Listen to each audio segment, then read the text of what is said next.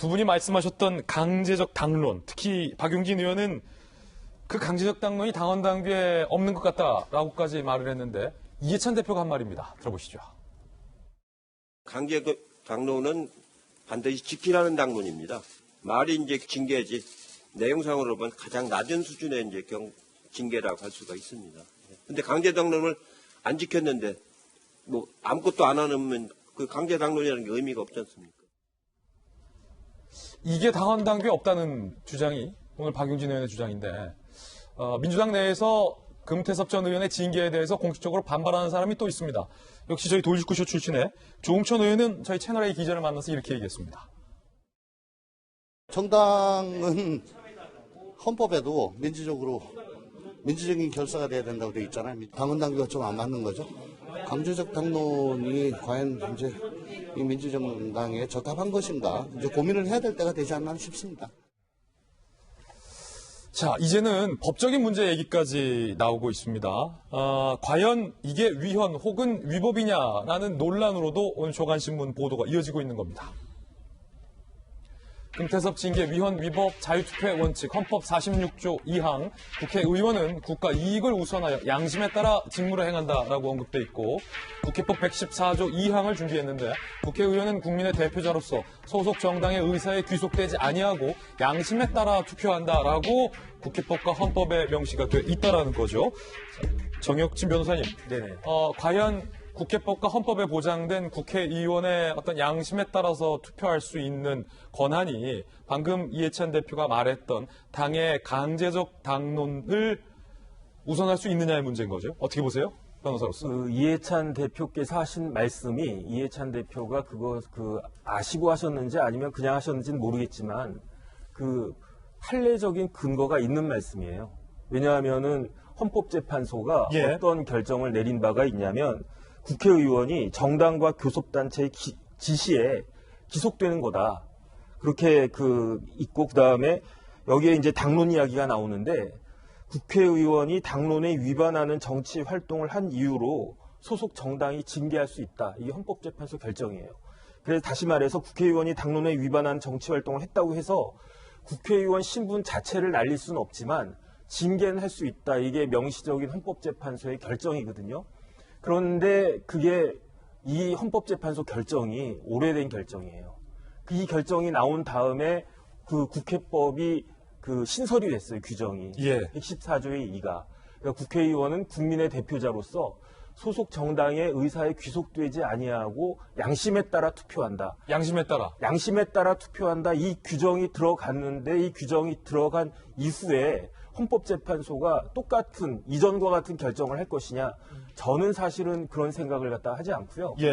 우리 헌법에 양심이란 말이 여러 군데 나와요. 19조에 모든 국민은 양심의 자유를 갖는다. 그런데 저는 이 양심의 자유라고 하는 것을 어떻게 생각하냐면 판단의 자유라고 생각을 하거든요. 다시 말해서 어떤 것이 옳은지 그른지에 대해서 자기 자신의 소신에 따라서 다른 사람의 강요에 의하지 않고 스스로 판단할 수 있다. 이게 양심의 자유라고 저는 생각을 갖다가 하는데 직업적으로 법관과 관련해가지고 법관은 양심에 따라 심판한다라고 하는 규정이 있고 마찬가지로 국회의원과 관련해가지고 국회의원은 양심에 따라 직무를 갖다 행한다. 이렇게 되어 있거든요. 그래서 제가 봤을 때 이런 헌법재판소 결정이 나왔기 때문에 국회법 114조의 2가 신설된 것이 아닌가라는 게 제 생각이고요. 그다음에 이제 금태섭 전 의원이 재심을 갖다 청구했는데 민주당에서 이 부분을 여당에서 이 부분을 어떻게 재심을 처리할 것인지는 잘 모르겠지만 제 생각으로는 국회법이 새로 생겼기 때문에 재판하면은 승소할 수 있을 것 같고요. 왜냐하면 지난번에 차명진 전 의원 같은 경우도 가처분 해가지고 이기지 않았습니까? 그래서 만약에 민주당 쪽에서 여당에서 이 금태섭 전 의원에 대한 징계를 유지하고 싶으면 지금 어차피 다수당 됐으니까 114조의 2 그냥 폐지하고 국회법 개정하고 폐지하면은 필요한 것이 아닌가. 그게 강제 당론의 의미라고 한다면 저는 그런 생각이 들었습니다. 이 높아심에서 한 말씀 거듭 말씀드리면 저희 김진의 돌직구쇼는 어떤 하나의 결론을 정해두고 방송을 하는 프로그램은 아니고 출연하신 개개인 패널 분들의 개인적인 견해와 양심과 소신을 있는 그대로 전해드리는 프로그램이다라는 말씀 드립니다. 이해찬 대표 측의 해명은 조금 전 이 대표의 발언을 통해서 저희가 전달해 드리고 있고 판단은 여러분께서 해주시는 것이라는 것 다시 한번 말씀을 드리겠습니다. 이재명 기자, 국회 출입 오래 하셨고 국회 반장 출신이잖아요. 궁금한 게 아직까지는 민주당 내에서 2명의 현역 의원만 금태섭 의원 징계에 대해서 반발을 했습니다. 초선 68명 중 어느 한 분도 아직은 본인의 입장을 공개적으로 말씀하신 바는 없는데 다시 이쯤에서 금태섭 의원의 조금 전 입장으로 돌아가 보면 조국 사태와 윤미향 사태를 꺼내 들었어요. 공수처 얘기를 한 게 아니라 나를 징계한 것에 대한 얘기만 한 게 아니라 조국 사태와 윤미향 사태 때 의원들에게 함구령을 내려서 의원들이 한마디 얘기도 못하는 게 이게 정상이냐를 되물었거든요. 예, 소신이라는 게 사실은 여러 가지가 있는 거죠. 만약에 조국 전 장관 사태로 돌아가더라도 금태섭 의원 같은 경우는 언행 불일치를 그냥 따끔하게 지적했는데 그게 소신일 수도 있지만 또 반면에 검찰이 과도한 수사를 했다. 검찰이 너무 먼지털이식 수사를 했다라는 것도 소신일 수 있습니다. 다만 이제 같은 진영 내에서 다수 의견보다 얘기하기 힘든 소수 의견을 얘기하는 게 이제 훨씬 힘든 거고 그것을 할 수 있느냐 없느냐 이것이 어떻게 보면 소신을 밝힐 수 있는 토대가 있느냐 없느냐를 이제 판가름하겠죠.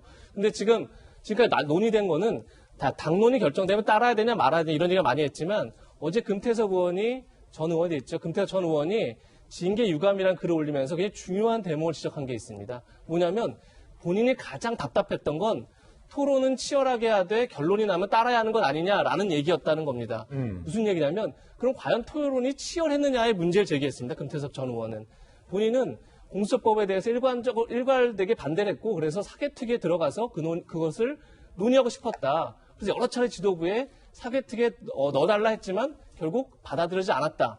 그게 뭐냐면 토론이 치열하게 이루어졌으면 상관이 없는데 소수 의견들이 반영이 거의 안 된 거죠. 다시 얘기해서 이미 공수처는 답이 정해져 있었던 겁니다. 그런 상태에서 과연 그 당론에 따라라 한다 그러면 그거는 전혀 소신에 대한 소신이 반영되지도 않았고 토론조차 이루어지지 않았고 그러니까 거기서 징계하는 건 더 부당하다라는 이게 게 조국 때도 그랬고 윤미향 때도 그랬다라고 금태섭 전 의원은 생각하는 겁니까?